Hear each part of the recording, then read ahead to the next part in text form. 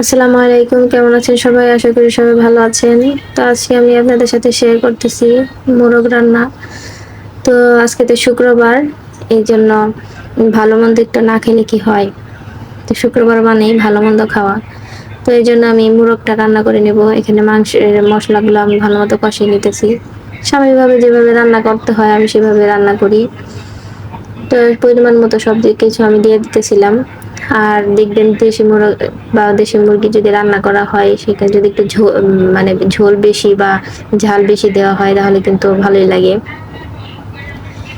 আর একটি মেয়ে যখন বিয়ে হয়, বিয়ে হওয়ার পরে তার স্বামীর বাড়িতে যদি তার স্বামী তাকে অনেক যত্ন করে, অনেক ভালোবাসে, সবার সামনে সম্মান করে, মর্যাদা দেয়, তাহলে কিন্তু সেই মেয়ের কোনো দুঃখ কষ্ট থাকে না। আর যার এরকম না, তার স্বামী তাকে দেখতে পারে না, তারপর শ্বশুর শাশুড়ির সামনে মারধর করে বা সম্মান করে না, এরকম যদি হয় তাহলে কিন্তু সেই মেয়ের কপালে সত্যি অনেক দুঃখ থাকে। কারণ স্বামীর ভালোবাসা হচ্ছে আসল। তো এখানে আমি খিচুড়িটা রান্না করে নিতেছিলাম। খিচুড়ি রান্না আমি কুকারে বসে দেবো যেহেতু আজকে তাড়াতাড়ি।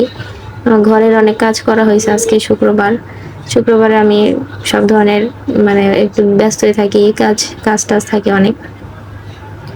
এই জন্য আমি কুকারে বসাই দিব। আর কুকারে খিচুড়ি তো সবারই ভালো লাগে আমি জানি। অনেক পারফেক্ট ভাবে হয় খিচুড়িটা।